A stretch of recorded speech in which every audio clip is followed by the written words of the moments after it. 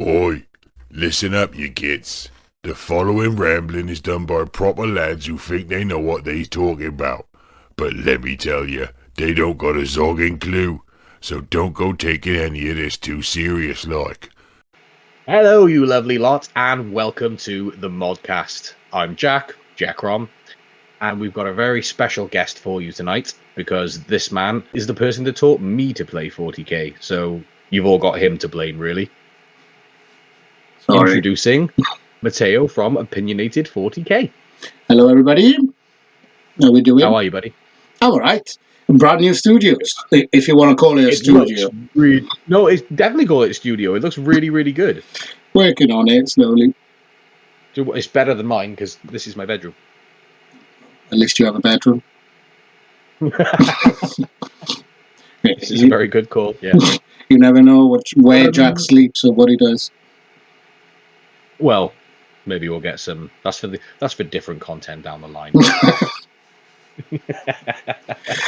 All right. So just a quick breakdown of what this is, what we're doing.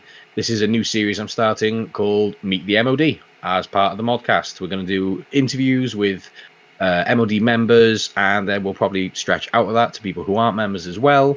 Anyone that wants to come on, really. If you want to join in, come on the MODcast and we'll have a good chat. So first off, Matteo, I know you very, very well. But who are you? Short, opinionated Italian guy, I would say. Residing in Wales. Yeah. Most of the time when I meet people at tournaments and like I message them the next day, I always introduce myself. Oh, do you remember me? I'm Matt, the short, opinionated Votan player. Literally. That's how I go. I'm fairly certain that the day we first met, when I was on my way to come and meet you, I'm sure you messaged saying, I'll be the short Italian man. Yeah, 100%. Ask me how you recognize me. I'm short. Yeah, it is. It's got to be fair. I go for the hug and I go over the head. So yeah. I love the smell of armpits. You've got no choice. No, exactly. I haven't got to say that. So, Opinionated 40k, jump up by your head. What's this? What's going on? So, I have decided to start messing about because I found this recording equipment and try and copy the Master Jack and famous all over TikTok, the set trendsetter. And set trender? What is that? I don't know. Trendsetter, is that what you're trying to say? Yeah, that's what I wanted to say. Yeah, let's remember there's still, despite me living here for 12 years, there's still a language barrier, and I'll compensate with my hands. Okay, right? Oh, of course, the hands have to be right. So now I've decided to develop my Instagram a little bit and start creating some content. Also, it's not much for myself. It's more of something that has happened and it is still happening now. Is feedback that I get from players, either in Ministry of Dice or in LXT or in other clubs, on certain issues or certain things that maybe big channels won't talk about.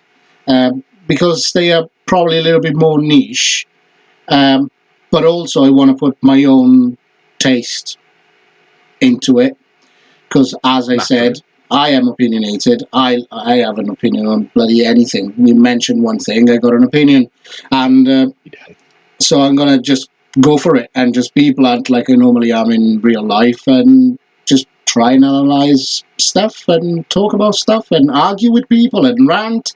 It's just good fun. So yeah, opinionated 40k. To being on the receiving end of that. Yeah.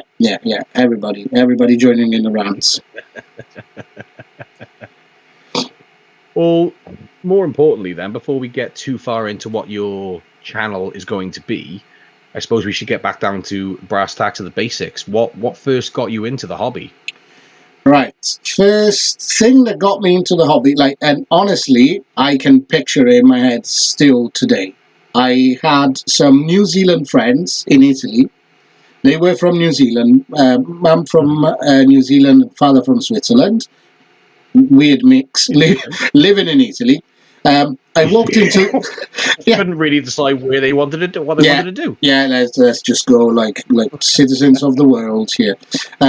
I literally walked into the living room as I was going for a play date with my friends, like normal, and I find them on the carpet playing with high elves and the Empire. Well, I was about to say the Imperium, but it's not the Imperium. It's the old Empire. Warhammer Is that Fantasy. Britonia? No, it's actually the Empire. Britonia is a separate thing. Okay. Yeah, still men, just slightly different. And they were playing on the carpet with these miniatures, and I was like, "Oh wow, cool! Like, what is this?" So they showed me the boxes, they showed me the models, and I was really like taken by it straight away. And literally, I think the day after, me and my dad went to the shop, found one that sold Warhammer, and bought my first units of high elves, which were archers, pikemen, and a chariot. Those 3 units, I started Warhammer. And Elven Chariot sounds pretty cool. oh, it was beautiful. It was beautiful. In metal. Oh, wow. Okay. It was good. And that was the beginning. And that must have been before I went to middle school. So I must have been 10. Primary school for the British. Yeah, we've got a different system, don't we? So I was just about 10. Okay, fair, yeah. And obviously it was much different with me. I didn't get into it until I was 28. yeah, late bloomer. Yeah. Well, I mean, I played the Dawn of War game when I was a kid, but that's not really being into the hobby. It was a cool pew pew game. Yes, I completely skipped video games altogether, and I just jumped straight on the miniatures. Fair. You really went you went right off the diving board straight into the deep end of nerdiness. Yeah, the Dawn of War came after, not about uni time really. I caught up with all the Dawn of Wars and the video games, but to me, it has always been plastic, like plastic and metal. Yes, yeah. You've been about the tabletop game from the beginning. Yeah, and I Fantastic. couldn't stop. You're the person to listen to when it comes to. You'll have some good opinions to do with said tabletop game then. Yeah, also because I am not one of those of the old school that saw the very first miniatures coming out, but I have seen the miniatures of when I was 10 years old. So just very late 1999 and or beginning of 2000. And I've seen how the miniatures have developed. So I do have an opinion on sculpts as well. That must be quite interesting, to be fair, to have that scope at the game and the miniatures themselves. You must have seen some mad model lines come and go. Yeah, I saw many. And the upgrades that they came after later in the years. So I did enjoy the evolution of Warhammer quite a bit. Okay. I gotta say, just because hearing how many models you must have seen, what is your favorite model of all time? If I had to pick a single model,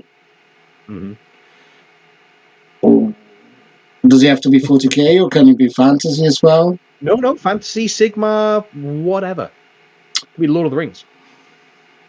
I would probably pick Imric. Imric, what's that? Imric, the name shouldn't change in English. Imric is the dragon prince of the High Elves in Warhammer Fantasy, now the old world. Yeah, and that was one of the models that I bought quite soon as well in collecting the army, but I was too scared to build or paint because I was a newbie. And it was a massive dragon, body in plastic, head in metal, tail in metal, and the knight on top, Imric himself, in metal as well. So there was a little bit. I can understand that. I've just pulled the model up. Looking at that from a child's point of view, I would be terrified of that. Yeah, there was a big issue on balance because you had a metal head and you had a metal tail. If you didn't build it the right angle, it would either go head down or tail down. Oh, no. And it was a nightmare. Usually the ankles would snap, so you had to drill them and everything. But that, if I think of a Warhammer model, that's probably the first one that comes to my mind. I loved it. I still have it. It's at home in Italy, but safe. In terms of aesthetic, naturally, my favorite model is going to be a Necron, but I'm torn between either the Monolith or just a Wraith. Just a race. I absolutely love the new Wraith models. I think they're so cool looking. There's my baby. And there's my other baby. I promise this wasn't planned. It's just all your Necrons are down here. They are literally He's got down them here. hostage. I got them all. So be careful what you say. That's something we should probably actually touch on. Mateo has possession of all, what is it, nearly just over 8,000 points of my Necrons. I know, there's a truckload. It is a metric tomb world of Necrons. And they're currently going through a reanimate process, which there will be a video series of coming. So keep your eyes peeled for that one. Yeah, exactly. And that's another reason why I decided to start Opinionated 40k. It was to literally just record the journey of your army going through the reanimation protocols. Mm-hmm. Oh, that's perfect. I honestly, you know how grateful I am for it, because when it comes to the hobbying side, I am less than useless. You'd be autistic on that. Smidge. just a tiny bit. I don't want to paint. On the point of hobbying, how often would you say that you get to hobby, like build or paint or something like that? I think if you ask everybody except probably, I don't know, Stephen Box or just the big ones, not enough. Everybody would tell you, not enough. Unless you're being paid to do it, no one gets enough. Yeah.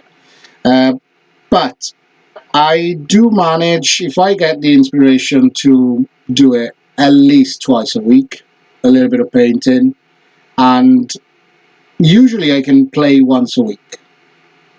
Mm-hmm. Not always, or maybe always, but always with the same opponent, which is George, and it's a bit one-sided at that point. It's just the same thing over and over. Now it will be better because you can still alternate between Thousand Suns and Tau. But the issue was playing always into the same army. But yeah, overall, let's say paint twice a week if I can, and play once a week. That's not bad. There's a lot of people I know into the hobby that wouldn't get anywhere close to that, at least in terms of playing. Anyway, I know people that barely just get to have a game every 2 or 3 months. Yeah, no, lucky to play and paint in this, but at this rhythm, yes. I would like to do more though. Of course. Because the issue I have, obviously, for work, I work in nights, and it's annoying to find. It's impossible for me to find a game in a night. This man does not know the definition of day off. I don't know the definition of weekend. I got to book time off to go to tournaments. Yeah, no, this is the big problem, which is what I was going to touch on as well. As you are obviously a very, very busy man when it comes to work, so that's going to hinder your hobby time even further.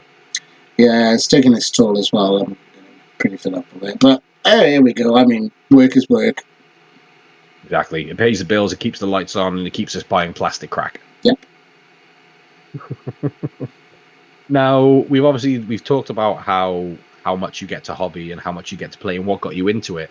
But what has kept you into the hobby, especially over such a course of a long time? Right. Just to show a little bit of the opinionated side, I had 3 meltdowns over the hobby before.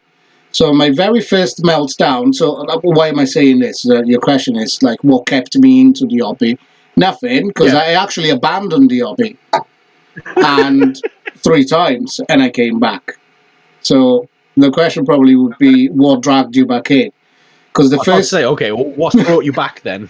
Let's go through. So what was your first meltdown? Why did you have a rage quit? First meltdown was Games Workshop destroying, killing the old world, well, Warhammer Fantasy. That was a massive blow for me.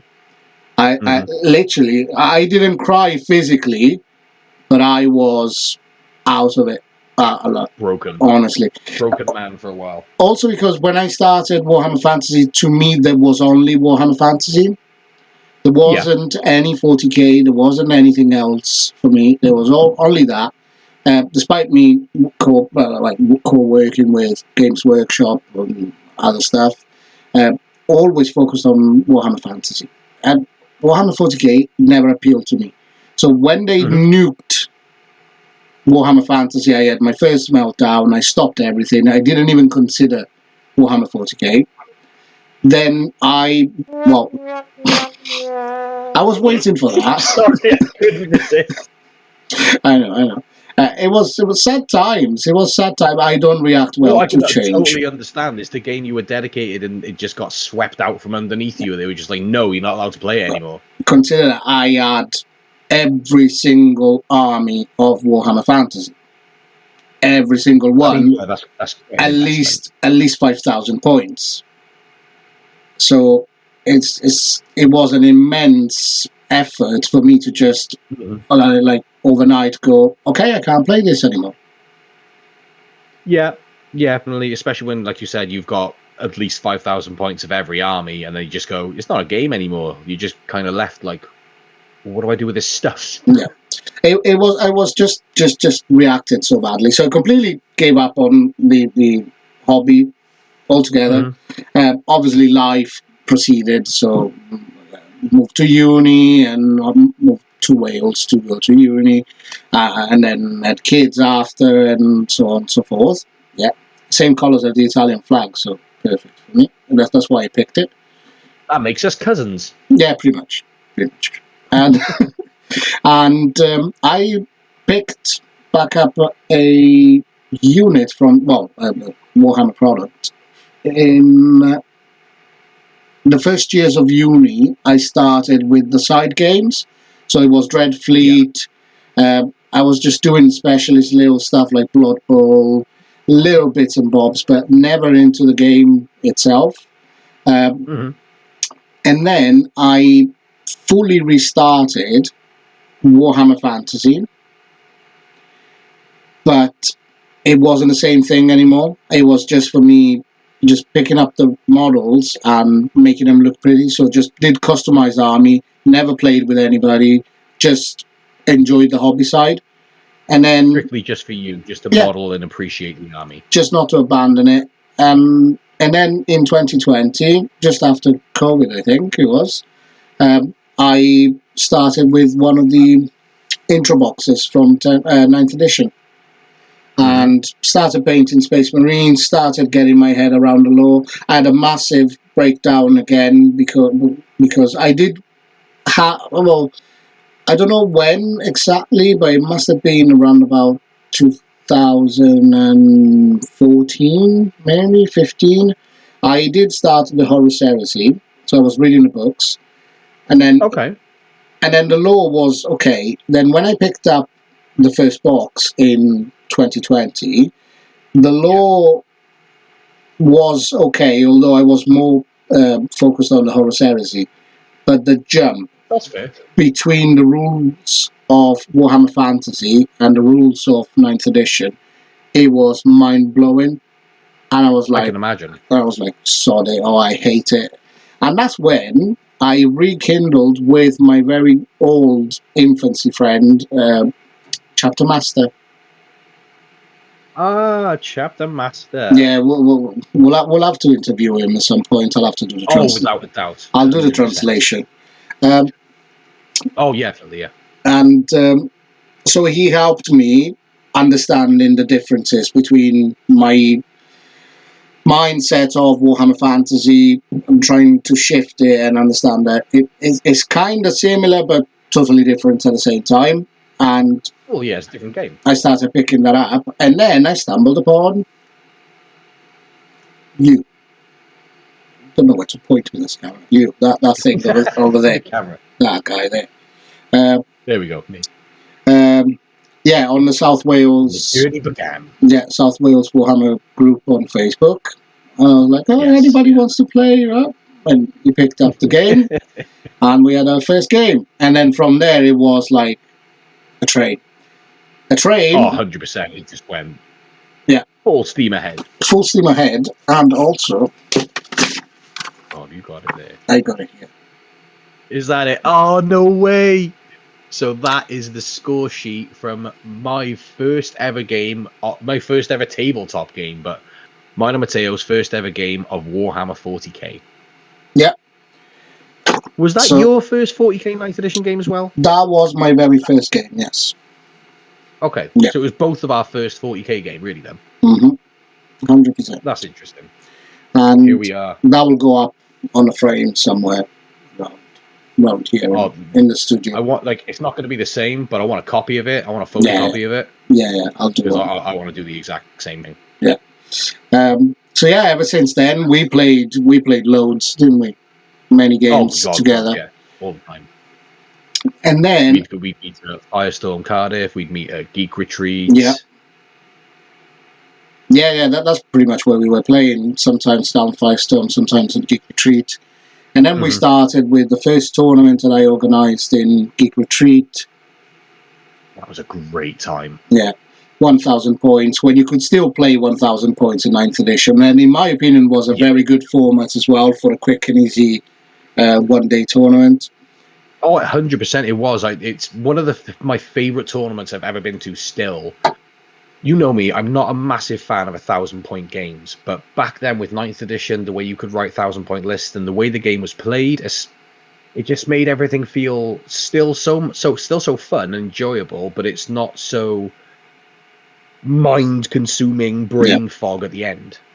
Yeah, it was a good compromise for competitive, yes, but on a quick side, doesn't require you to have the amount of knowledge that you need to run a full 2,000 points list, where you need to think about interactions, then you need to think about the bigger board, and so on and so forth. So yeah. Well, that tournament was what started me on my competitive journey, if you remember. Yeah, and you came second. I did. I came second in. Oh, there was 14 or 16 players. 14 or 16 players, yeah, I can't remember. Something like that, yeah. Met a load of good people at that tournament. But yeah, I came second. Ironically, it was the worst possible way I can end the tournament because I got paired up with another Necrons player and we drew. Yeah. And you know me, I'd rather lose. It's got to be a loser. I cannot stand a draw. Yeah. But there you go. You still was your first tournament. You did second place. I know. Yeah, it wasn't too bad. It was. Don't get me wrong. I had a great teacher, and I had some great opponents as well. My first game was against someone who played, but only played once a month, once every 2 months. So we both felt quite new together. It was against Custodes actually, and I remember I had a Catacomb Command Barge, 6 Wraiths. That's all I can remember running in the list because the Command Barge in 9th edition was like the best. Well, it's not the best Smash Captain, but I loved it. And Wraiths were really fun. They were more fun in 9th, but they're still great now. Yeah. No, it was good. It was good, that. And then from there, we just escalated to 2,000 points. And I don't think we ever went back to 1K. No. Also because then 10th edition rolled in. And I will unlock your memory. You were there for my meltdown of 10th edition. So if I'm thinking about the right time, I don't know. But let's see how much you love me. Cause the meltdown? Yeah, kinda. Yeah. So I'm gonna name 2 units, and I'll know if it's the time I'm thinking of. LHDs and Inceptors. Yep. Yeah, I thought so. Yeah. 100%. And I'll unlock you another part of that memory. It was the first intro game for George. We played our first game. Yeah. To show George the mechanics. I conceded the game and I was like, fuck this. I don't want to play this. This is broken. I just hated it, every single moment of it. I forgot that we were showing George the game for that. So, just with a little bit of context here, LHD, Locust Heavy Destroyers, have always been a favourite unit of mine in Necrons, and Mateo and myself were having a game. We were showing a very new member of the MOD at the time, George, just how the game was played and so on. Mateo dropped 2 squads of 3 Inceptors around my Locust Heavy Destroyers. Turn 2, I believe it was. and unleashed hell. Didn't kill any of them. They tanked so much more than just those Inceptors as well. I think by the end of the shooting phase, you'd killed a single Locust Heavy Destroyer. I shot them with 9th edition pure when they were strong, Desolation Marines. 10 Desolation Marines with the lieutenant inside, with the enhancement, with all the combos you can put Bells and on, whistles. didn't do a thing. I think maybe I did 2 wounds or 1 died, but next turn came back and Yeah, obliterated. that's what I mean. You literally killed one by the end of your whole shooting phase, and it came back in my turn. Yeah, I remember that. I remember that day. Yeah. And after that, that was my very first time I've ever conceded a game. I think turn 3 or a half, well, no, like top of turn 3. I said, no, that's it. Shook your hands, that's done. And straight after, I did the intro game for George. Yes, with a very positive mindset of the game in Yeah. hand. Yeah. And after that, I said, okay, I'm taking a break. Yes, And you I remember that. stopped, and I stopped for more than 3 months. And I came back replaying with you and James and the others until we went to the Santa Slaughter, I think it was. Yes, that works out well. And- Our MOD Christmas tournament. Yeah, and I won first place then with Salamanders. That was a good list. That was a good list. Yeah.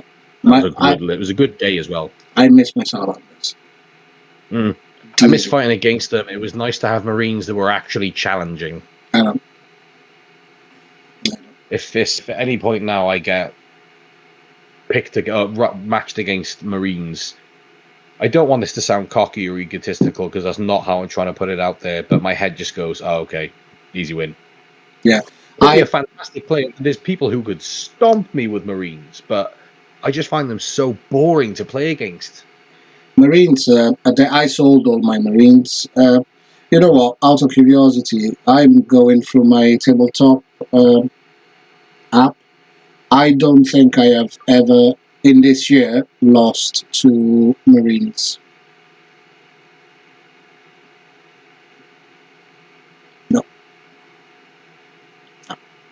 No. I haven't lost Marines in at least 2 years. Oh wait, no, James beat me with Blood Angels the other week. Ignore me. Oh, okay, no, I meant like normal Marines, like. Oh right. Oh yeah, normal. Oh god, normal Marines. I don't think I've ever Non-codex lost divergent. normal Marines. Yeah. Like, because I think Blood Angels, they are Marines, yes, to a certain extent, but they got their own codex, which makes a hell of a difference. Yeah, no, I definitely agree. Yeah, Codex Marines, no, Blood Angels are not. actually in a fantastic spot right now. I think I love that. Well, I wouldn't play them, but I love playing against them. Yeah, they're an interesting army. We had a brilliant game with James last tournament,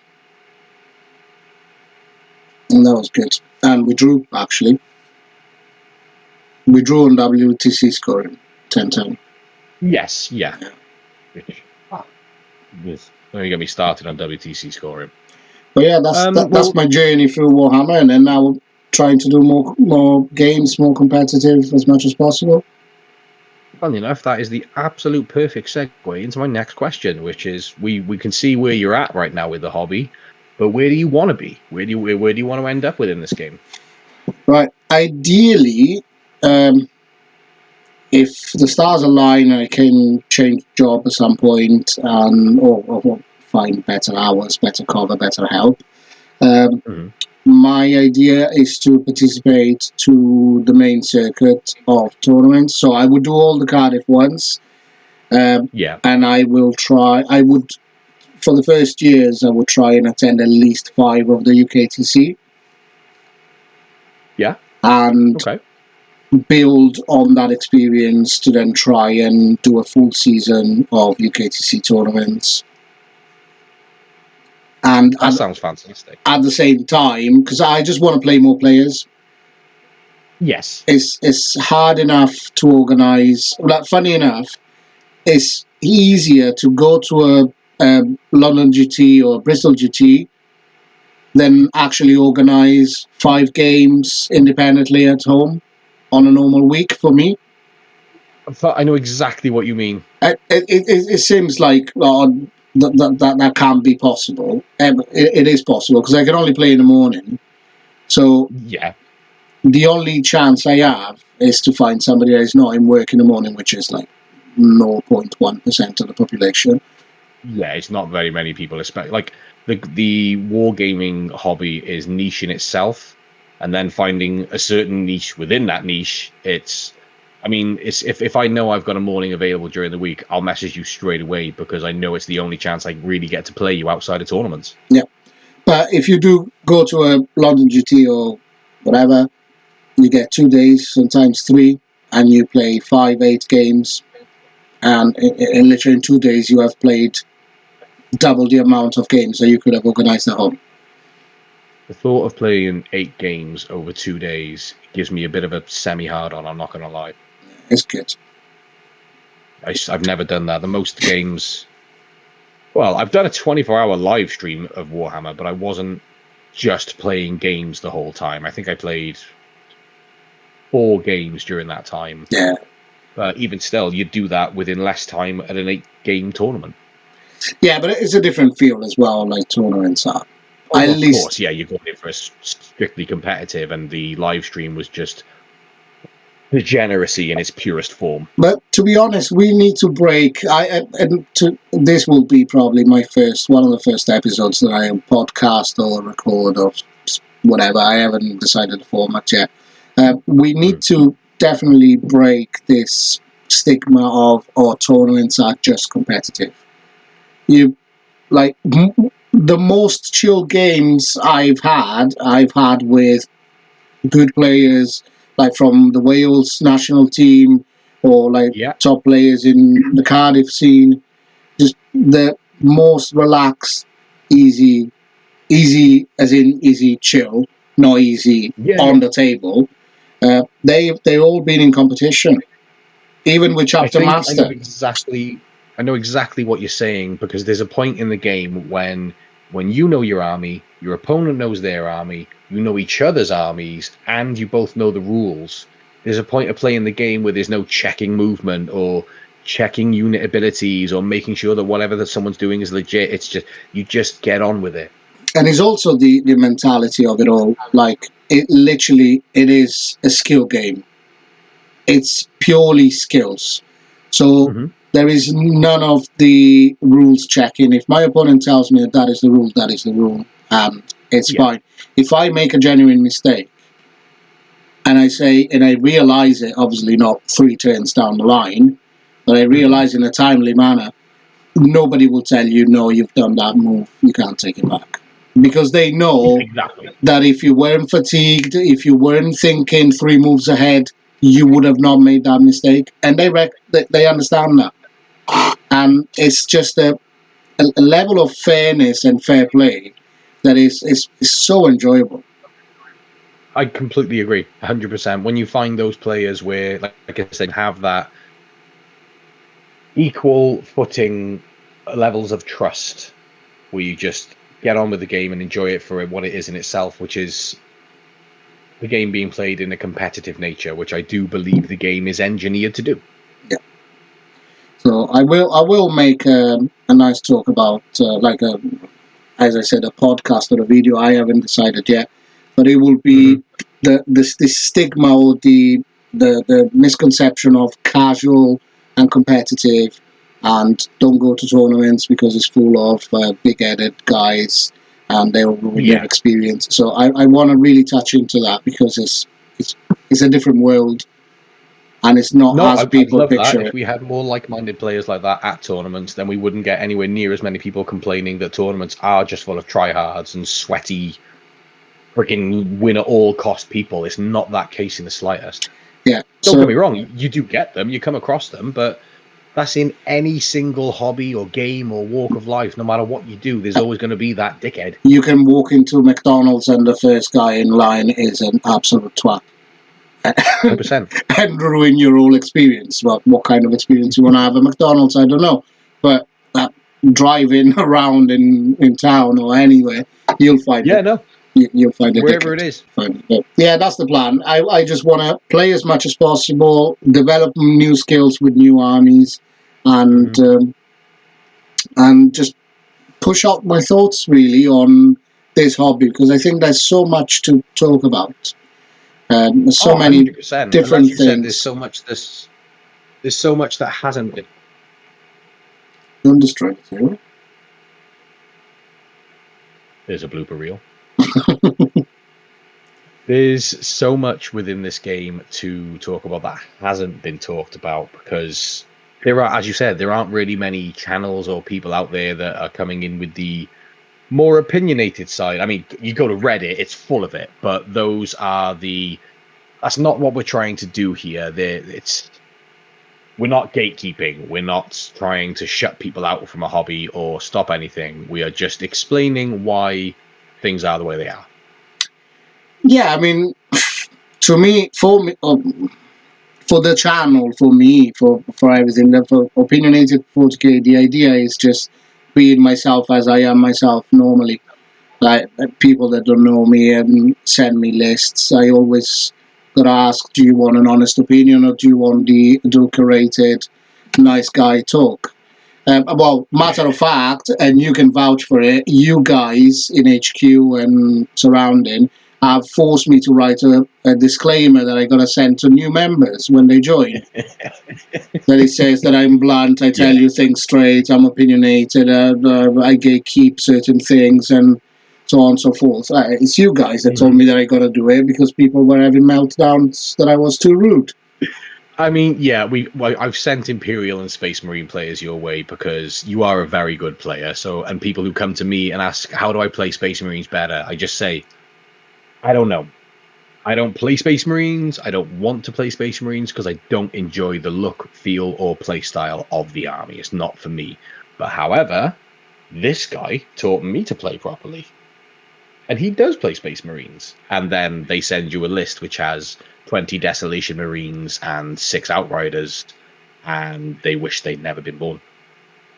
Well, the thing is, my point, I'm at the stage in life, and my usual thinking and the way I think about stuff is, if somebody comes to me for some advice, and I'm going to tell them, oh, yes, perfect, is brilliant, yeah, you're doing great, it's fine. And then they go on the table and get smashed, and they come back and say, why the hell did you tell me it was all roses and flowers and perfect? Yes, yeah. So, to me, to be a teacher, big air quotes, to give you an opinion on something, I got to give you the right opinion of what I think is the right opinion, and I got to give it to you straight.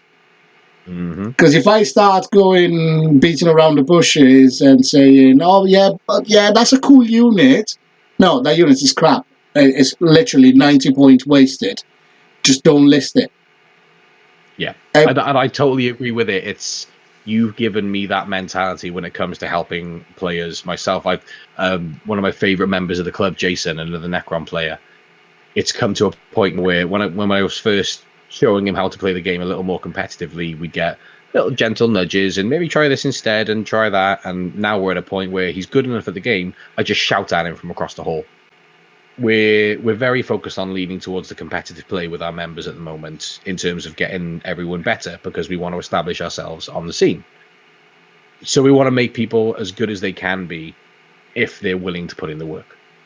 Yeah, but in general, I apply this. I'm opinionated on every single thing I say. Like with my girlfriend, with my daughters, with literally anything. I'll just tell you my opinion, and that's what I'm thinking. Yeah. That's what I'm thinking.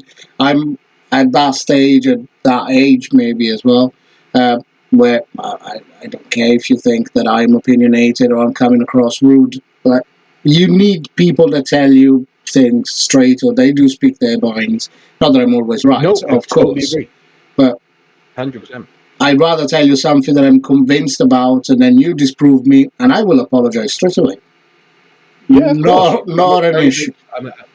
I'm an advocate for the phrase, "Oh, you're offended." Sounds like a you problem. Yeah, exactly. So Yeah. That's what I want to do. Like, I see so much online where you can't cross the line, you need to be politically correct, and you can't pick on this, and you can't pick on Italians, and you can always pick on Italians, you can't pick on other stuff. Just no. Everybody's fair game. For me, Yeah, no. this is just, I get made fun of every day, constantly. I've been when I joined uni, I've been called Luigi for 2 years. I don't even look like Luigi. I would have been Mario eventually, who's the shorter one. But no, they call me Luigi. God knows why. So I dealt with it fine. Yeah, So no problem. You make fun of me, I make fun of you. I tell you things straight, Yeah. and I expect you to tell me things straight. So that's what this channel is going to be about. If I think that Outriders are shit, they're tough. Oh, but if you put them in a Stormlands, no, they're crap. That end of story.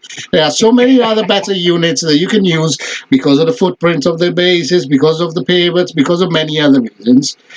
No, I'm telling you, they are crap. Don't list them. Do you want to This list is them? all stuff you can all look forward to seeing, Yeah. because I, for one, cannot wait.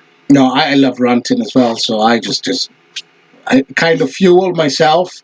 The more I talk about stuff, then I get worked up, and let's see.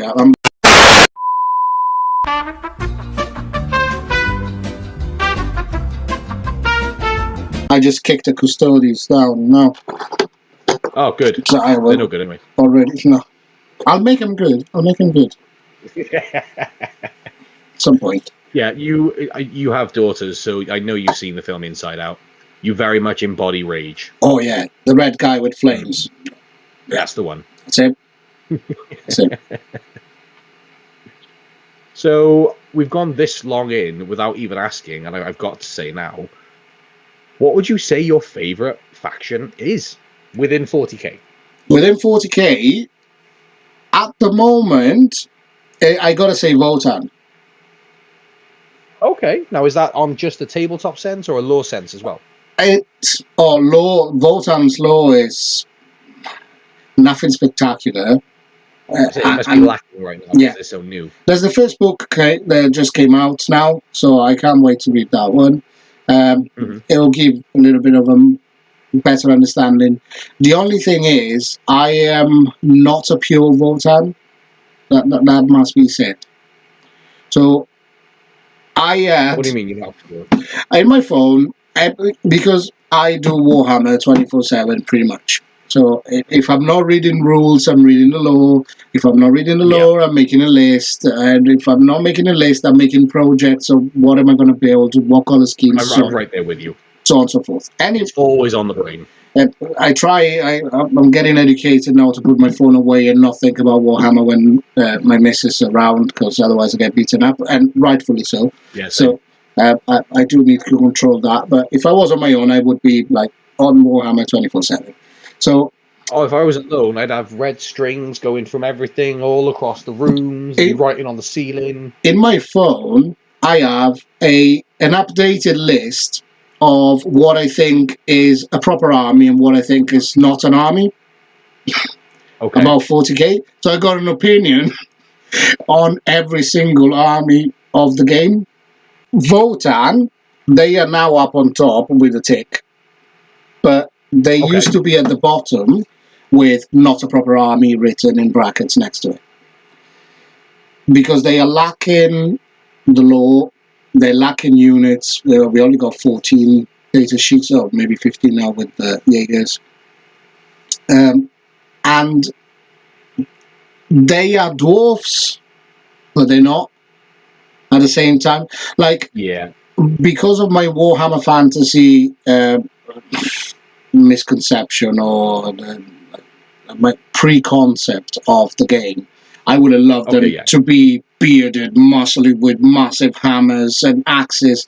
Like, I cannot conceive to have a dwarf. He's the only one in my collection with a sword. But that is because he's Ultra the Destin. Yeah. He, by law, has a sword.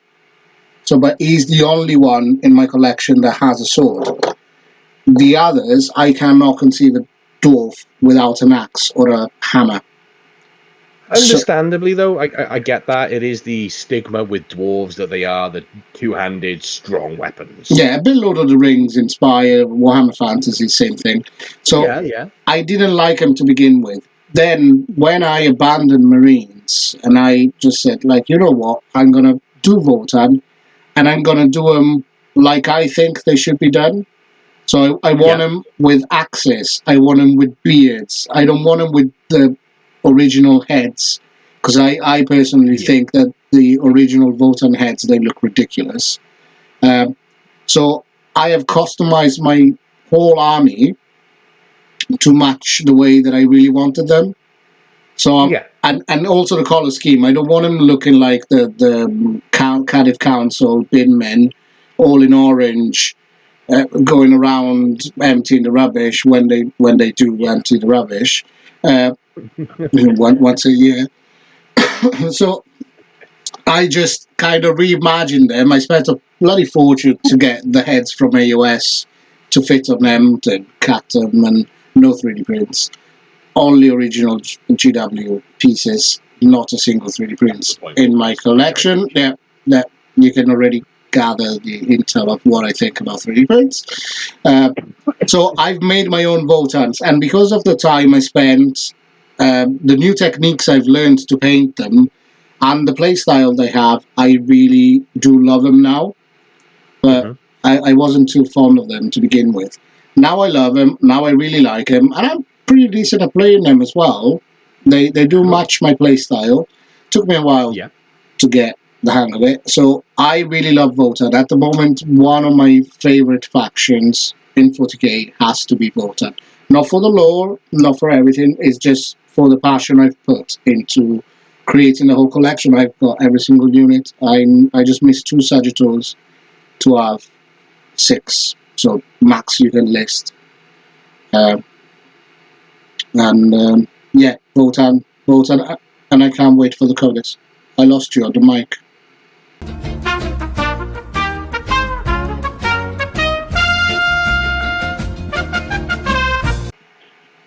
So Votan being your favorite army because the passion and the amount of work that you've put into them to really make them your army.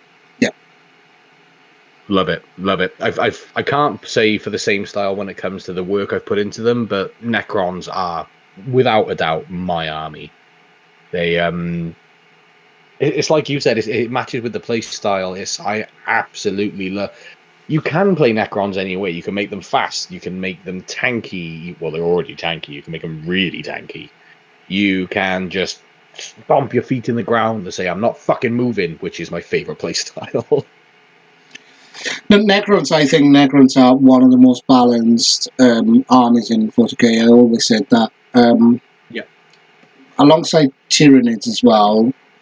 I know that they swing sometimes in the meta, but really Tyranids and Necrons, no matter what nerfs come left, right, and center, they always find a different way.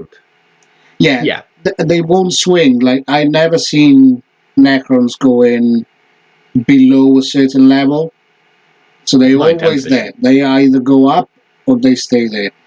Because I firmly believe it's our data sheets. We've got versatile data sheets. It's the composition of the codex, the internal balance. You got so many options. You can do, as you said, Stompy. You can do a fighting game. You can do a catch-up game. You can do fast. You can do Catans. You can do monoliths.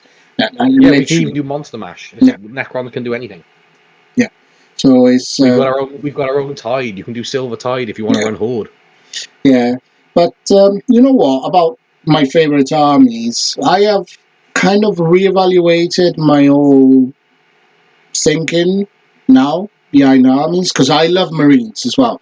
I always loved Marines. They are just beautiful. They just don't match the law, and I cannot stand a transhuman being killed by a tiny little Necron scarab. Like that. Or I understand the sentiment. I get it. I do. I get why, because obviously they are the next level in human, not evolution, but the next step. They are demigods demigods in themselves, extra organs, super strength, all this stuff, and they're killed by a little bitty thing. So, what I'm now reimagining them is, in general, not just Marines, any army. I'm focusing more on the playstyle now. Mm-hmm. So I'm not focusing as much on lore as I would have before, or as I used to do before. So I want to go for different playstyles that I cannot achieve with Votan. And that's why I went with Custodes. I bought 2,000 points of Custodes. They're still in boxes down there. I only done a couple to just try the paint scheme, but that's going to be my New Year, New Army project. But just because I cannot do a proper single fight phase army with Votan at the moment, so I'm going to say, okay, I want to try Custodes. They're boring as hell, I know. But they are quite unforgiving. So if you have those 5 units on the table, if you misplace one of them, or if you just throw it away or don't trade it well, that's a quarter of your army gone. Exactly. That's where it's great. I feel like Custodes are a very high skill ceiling army because, as you said, you put them in the wrong place or you make the wrong trade. That one decision has probably lost you the game. Yeah, because they're tough, but they're not immortal. No, that's Necrons. So, on that note, what are your thoughts on Orcs? I like them. I don't understand why they had to be so swingy in 10th edition. So, kind of, I feel like turning around and say, get it right the first time. But I understand the ecosystem of meta environment or tournament play. It happens. It's fine. I do like them. But I'm not too fussed on them. Well, it's as you said, when it's playing armies with different play styles. My Necrons are very much this list is built to do that. It does things in stages. You work it out. You put logically, this is how it's going to go. Orcs, turn my brain off. Yeah. They always been kind of like that. I mean, you can play them hard and with a lot of thinking behind. 100%, of course. But yeah, they always That's have. just my personal play style with them is run forward, don't think, just kill, and if there's time, score some points. I think it's one of those armies that people want to, as soon as you pick them up, you get infected by the orcs, and you just want to act like 100%. An orc when you're playing it. So you don't care about the strategy. Without a doubt. It's just like the lore. As soon as you touch a miniature, it just gets into you, and you become the big boss. You're done. You're an orc now. Yeah, that's it. So I do like them. I do like them, but like I'm put off by them by painting all green. I would find them a little bit boring to paint, to be honest. And a sea of green is never going to be fun to paint. The detachments, it's either all in or all out. So if there was a little bit more balance, maybe yes. Yeah, I could see that. I was going to ask you to discuss your current faction, but you did that. My current faction has got to be Votan. It's just I got rid of all my Marines. They're gone. So I'll actually tell a lie. There's a couple of Desolation Marines and planes. And stuff. I'll probably turn it into a diorama or something. So you got rid of all your Marines, but you kept the Nerf guns. No, I didn't keep them by will. They just nobody wants them. So I might start handing them out at club nights.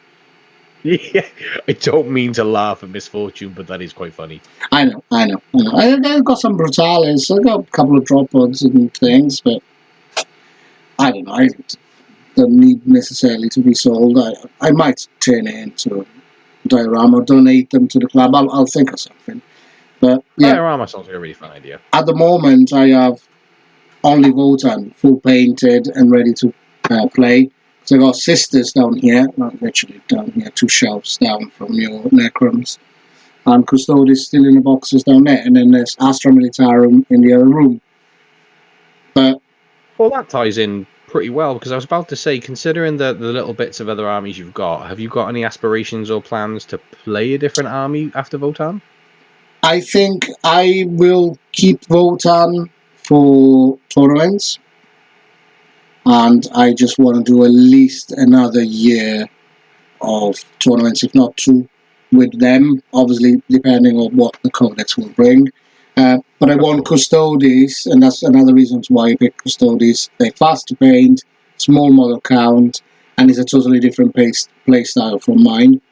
So I want to work on my close quarter skills with small units, punchy and everything.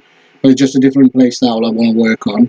And it gives me a good break, quick, to have everything painted and ready to play 2,000 points. You might have an army you can just dip in gold and it's done. And then I'll have Sisters and Astra, and I gotta weigh which one to use.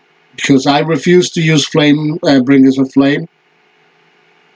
Is it that strong? Just too strong for you? I just will never play Bringers of Flame because I sold my Space Marines that were unplayable, at least for me with my playstyle. And they bring out Sisters. I was looking forward to it, and it's just literally copy and paste of my Salamander detachment. I just abandoned. Yeah. It doesn't feel like there's too much originality with it. No, it is a copy and paste. Yes. It's identical. Even better because the CP strat costs 1 CP less instead of 2. Yeah. And but I wanna work on them. I like Sisters. I do enjoy the idea of the challenge of painting them, and I want to customize them. I'll do a poll on Instagram or something. Yeah. Well, I do like the nuns with guns. As the Imperial factions go, they're the only one I consider genuinely cool. They are cool. They are fucking really cool. They are, and also they are like an army for my daughters kind of thing when they grow up, because they do. Yeah, of course. Out of all of them, they did really like the Sisters look. So did you ever see the punk rocker kit bashed Sisters army? No. Oh, it's incredible. I'll have to link you later on, but it's played on tabletop. Funny enough, they did a video with him in it. A guy kit bashed Sisters Battle Army to be complete punk rockers, guitars, mohawks. It looks incredible. Oh, I might have seen it actually. I don't know why. When you said punk rocker, I just went with goth rocker in my head. So I was thinking like, oh, they mixed orcs with guitars and Sisters. No, I'm down for that. That sounds great. A bit heretical. Let's get a mosh pit going between goth rockers and punk rock sisters. No, too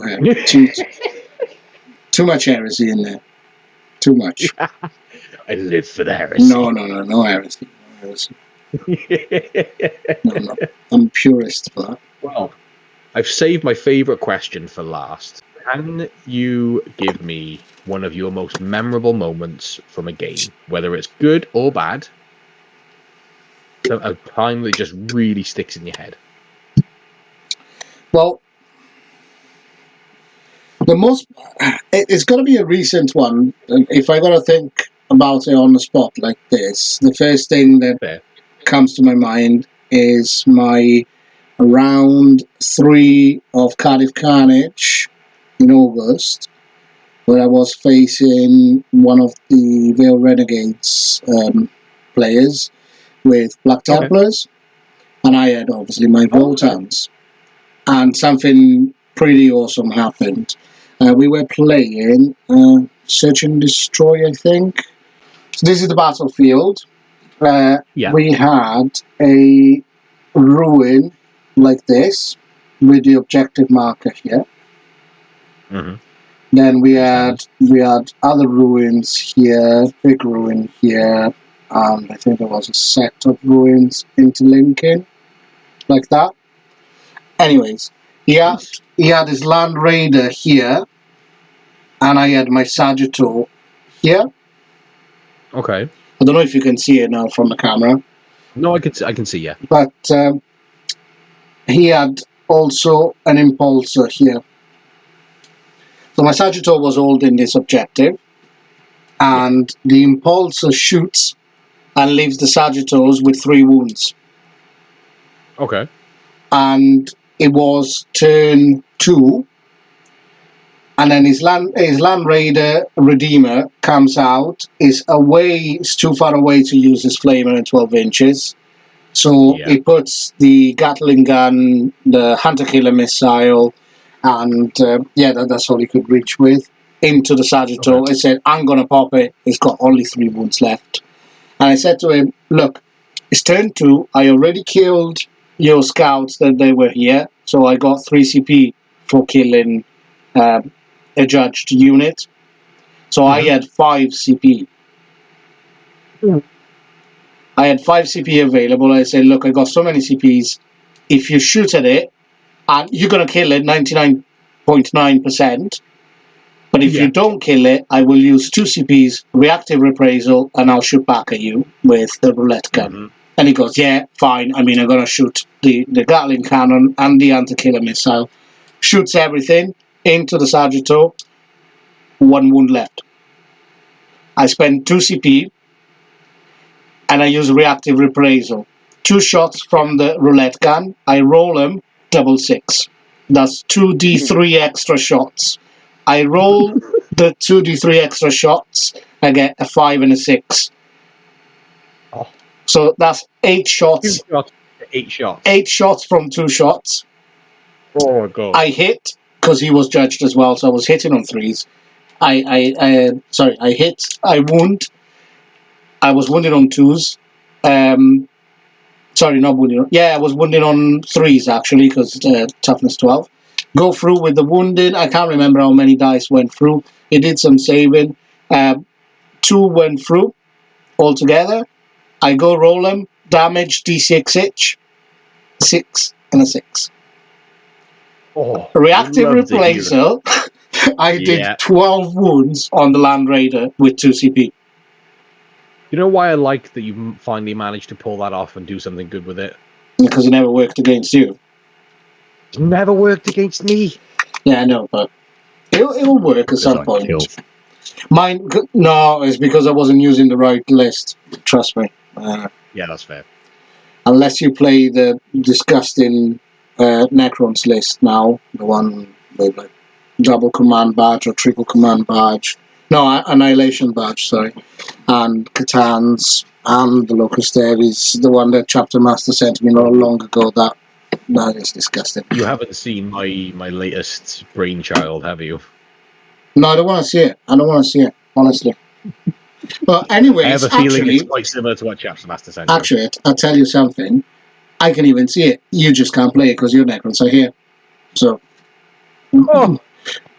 do what you want. You don't know how much I miss them. So I might ask you for a ransom to give him back. I've got to play a game of Space Marines. Yeah. You're gonna get a tattoo like "I love the Emperor" on the heart. Oh God, no! That's no. No, the Imperial Aquila shall never touch this flesh. We'll see about that. You need a pretty. I mean, I've always said within the club, I'm always up for a tattoo game if anyone wants to do it. Oh, that's cool. I might take you up on that. Because you better believe if someone's getting a Necron tattoo. My mum will kill me if I get a tattoo, but you know she's an Italian mum with a rolling pin in her hand. Oh yeah, she'd smack you up with a spoon. Yeah. She actually has a spoon at home hanging, and it's written on it, "Come here, I'm not going to do anything to you." Yeah, on the spoon. That's brilliant. And my mum hates tattoos. She always said it's permanent proof of temporary madness. That's what she calls tattoos. Ironically, I've got quite a few tattoos, but I like that. That's a good way of putting it. I only don't have tattoos because she'll kill me, so I still feel. That's fair. I feel my mama. Say hi. She might be watching. Oh yeah, sure. On YouTube, yeah. Well, she might actually. She might. So this is my recent good moment, honestly. 2 CPs for reactive reprisal and doing 12 wounds on a Land Raider. That is And with good. the point is that's those moments where dice tell cool stories. Yeah. But what's your favorite moment recently? Have you had any? I've got one recently. Yeah, Go on. it's not a good one. It's a bad one for me, but it was funny. So 2 weeks ago, I was playing against President Costello himself, Orcs versus Blood Angels, and I was doing pretty well. Position, I'd just taken out a unit of Sanguinary Guard with looters, with Orc shooting, which that doesn't happen, at least not to me. So I was like, right, this is wonderful. I'd set a fantastic positioning for my war. All I needed to literally win the game was 3 6-inch charges. That's all. And now you know my dice. That is not a challenge for me. No, not at all. I roll the first charge, 1 and a 2. Like, no problem. CP reroll. Funny moment. Roll it again. 1 and a 2. Like, okay, right. Well, I still got 2 chances. That's fine. I can keep the game at this pace if I just make these 2 charges. So that's fine. Roll the next ones. Snake Eyes. Like, all right, Gork and Mork really aren't feeling me on this one. And I'm pure panic at this point because when you think you've got the win and then something happens, it is, oh, no, you could feel it slipping. So I roll the last charge, and I can't remember what it was, but it wasn't a 6. It was not a 6, I can tell you that much. And I just saw this smile come on James's face because he knew that because he was playing Blood Angels going into his turn now, it's his turn to really clap back. And, he did. He really did. Yeah, that sucks. It like I said, funny moment because within the club, my Orcs are famous for never failing charges. I've made 12-inch charges with Gaz. I know you roll like. It's because I believe. Tell the people. You, it's just belief. Tell the people what I do when you start rolling too many 6s. He throws my dice away. Down the corridor. As soon as I start rolling 6s, he'll take the dice and literally throw it to the other side of the room. You're not having that anymore. But I'll then piss him off because I'll just take a new dice and roll a different 6. Yeah, no, it's just disgusting. It's just. It shouldn't happen. I can't help it. It's generally there's times when I wish that I didn't because. Like, I'll be playing against somebody and they've lined up some fantastic shots into the Silent King or Monolith or something like that. And they're like, oh, go on, 4 saves or -4. And it's just like, bling. Yeah, nothing gets through. Yeah, that's one of the most annoying things to play you. Yeah, no, I can understand it. It's the reason why I started not liking it is I ended up having players saying, what's the point? What's the point in even shooting you? Because the invulns just don't cap. And people have called me out. They've said, I think your dice are loaded. And I'm like, test them. Roll them as much as you want. We'll do the toilet test if you want. The toilet test. I want to get some dice with the 6s of toilets just for that meme. Well, I think that's all the questions I've got for you this evening. That's so good. I'm glad you asked it. Thank you very, very much for coming on. I'm really glad that we managed to have this chat and get an episode finally filmed for something. Yeah, brilliant. I mean, you are a famous YouTuber and TikToker, so I'm very grateful to be very far from it, for having been your guest. I've had a little donation myself from the boys at the Warhammer podcast. So when you do see this, thank you so much, Jack and Dan. I know it was Dan that sent it, but thank you guys. It was actually quite a kick up the arse I needed, to be honest. I was just sat there and I was like, they've just sent this to me. I've nothing to gain from it themselves. They just want to see me do more. So how could I not actually try and do something when I've got people giving me a little nudge? So I need a webcam. Well, sorry, somebody just talked. Thank you very much for coming onto the podcast, Matteo. It's been an absolute pleasure having you. I was really, really excited to have you as a guest because you are one of my favorite people within the hobby. Aren't you sweet? No, thank you. No, it's great stuff, and I'm glad to have had the chance to have this lovely chat and catch up. Just needed a cup of tea and some biscuits, like old people. Oh dear, do you We'll start a remember? mukbang ASMR one. Just Oh yeah. Why not? I'll bake the cookies as well, and I'll turn up in an apron. Italian cookies. Yeah. Well, wherever you are in the big wide world, thank you very much for watching, and hopefully we'll see you again soon. Ciao.